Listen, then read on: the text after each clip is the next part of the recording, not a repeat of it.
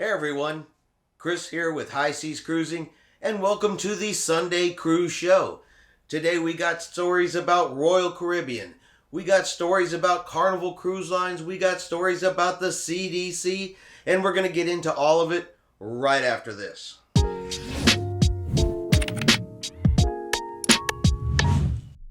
Alright, again, everybody welcome to the Sunday Cruise Show. We're going to go over any stories we missed during the week, and we're going to just kind of recap a little bit of everything that has already happened. So let's go ahead and jump right on in. Today we're going to start with Carnival Cruise Lines. Now, for a lot of you that may know or may not know, when the Carnival Vista and the Carnival Horizon, which actually the Carnival Horizon has already finished its first sailing, so has the Carnival Vista, the self-service buffet was back open on board the cruise ship, and Carnival has stated they intend to keep the self-service buffet. They have crew members there who are making sure you wash your hands, use hand sanitizers, don't touch the food, but at least for now, as long as everybody is cooperating and everybody is doing the right thing, they do intend to keep the self-service buffet. So if you are a fan of that, well, Carnival Cruise Lines right now is the place where you can get it. This week, the Carnival Glory has come out of dry dock and she has her new hull paint. So she now joins the Carnival Magic, the two ships that currently have the new paint scheme on board, with the exception, of course, the Mardi Gras, which came with that paint scheme.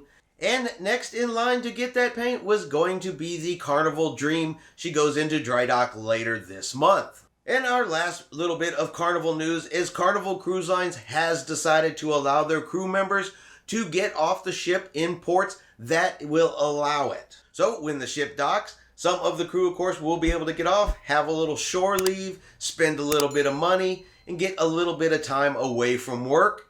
But that, like I said, for now at least, that's only going to be in the ports that allow them to get off. And of course, any crew members that do get off will have to be fully vaccinated, but that's pretty standard amongst most of the cruise lines right now. It seems like all of the crew members are required to be vaccinated to even sail, so that really shouldn't be an issue, but at least they're going to get the chance to get off the ship a little bit, enjoy themselves, and get a little relaxation away from work. Some of these folks have been on these ships for months and months at a time without an opportunity to get off. So this should be really good for them, rejuvenate them, and get them back in the mood and in the spirit to help us all have a better, enjoyable cruise. So for the first time in 2 years, Royal Caribbean's Serenade of the Seas is the first cruise ship to sail back into Ketchikan, Alaska. Now they are out on a simulated test voyage in order to get ready for regular revenue-generating sailing starting on July 19th. But the folks in Alaska were still super happy, super excited. We're out there waving to the ship, cheering it on, celebrating its arrival. Because like I said, the first cruise ship to arrive there in 2 years. And for the people of Alaska, you honestly, you cannot blame them. 70% of the cruise industry revenue in Alaska goes to small businesses. The cruise lines generate on average around $3 billion a year to the Alaskan economy. And the cruise industry supports 23,000 Alaskan jobs. So yeah, they were super excited when a cruise ship arrived back in port, which is an indication that more are on their way. And when we learned earlier this week that Alaska had pulled out of the Florida versus CDC lawsuit, a lot of this is the reason why. The Alaskan Tourism Restoration Act requires that the cruise ships have a conditional sailing certificate from the CDC in order to skip Canada and sail directly from Seattle into Alaska without making a foreign port stop. And with what the cruise ships do contribute to the Alaskan economy, yeah, it made a lot of sense of why Alaska would pull out of that lawsuit at this time,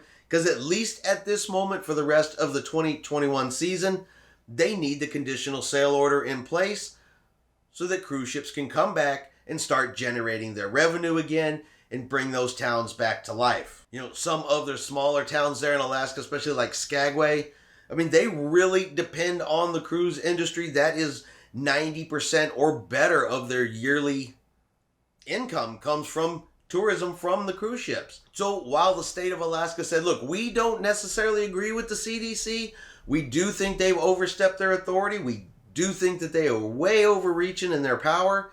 But for right now, we need to step away from this lawsuit. We need to get the cruise ships back in here. So kudos to Alaska. That makes the most amount of sense for your economics and for those towns that require those cruise ships. So now, as far as the lawsuit goes between Florida and the CDC, this last week the CDC requested a stay of injunction with the judge there in the federal court, and that request was denied. So as of right now, the CSO in Florida is scheduled to go from regulatory to recommendation only on July the 18th.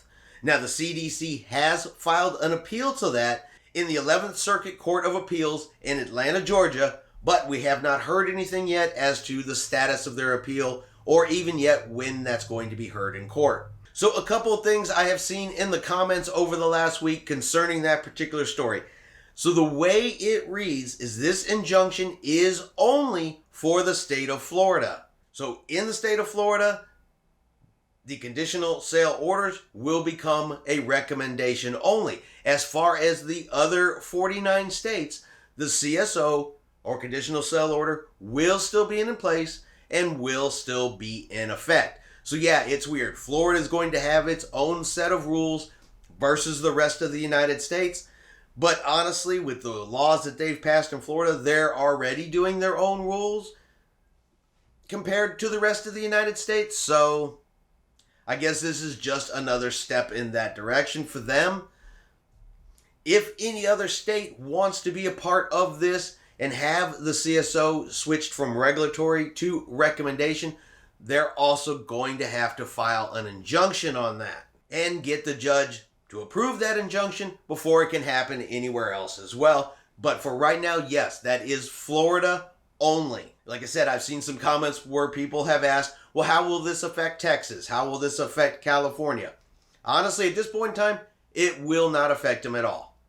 They will still continue to operate under the CDC and the conditional sale order. So also this week, we went over Royal Caribbean's August cruise protocols out of the state of Florida. If you've not had a chance to see that video, I would recommend that you go back and watch it. Now, the August protocols are not all that different from what they currently are here in July. The biggest difference between the two is going to be the vaccination age requirement. For the month of July, it is 16 and over. For the month of August, it is scheduled to be 12 and over. And beyond that, not a lot has changed. What a lot of people are asking is about September protocols. And look, right now, the cruise lines are not going to release those yet, probably here for the next couple of weeks, because the way stuff is changing so quickly from week to week to week. If they were to try to release September protocols now, they may have to change them 2 and 3 times before September even gets here. They're honestly waiting to see what changes in the world, what changes the CDC may recommend or require.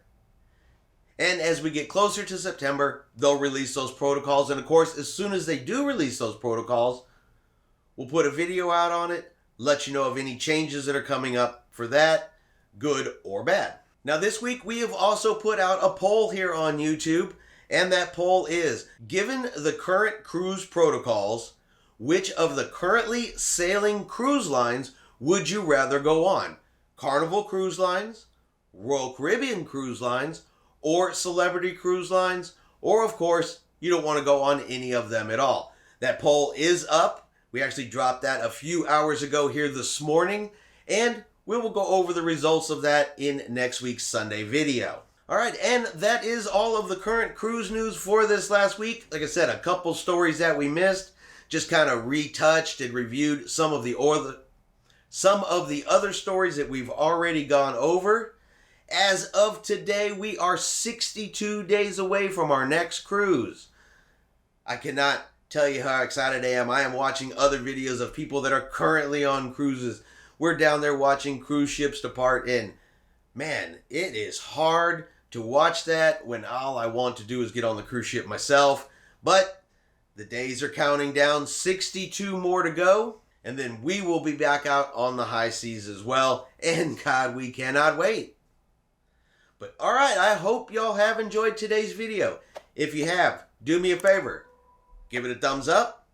Have yourself a great day. And we will see you out on the high seas.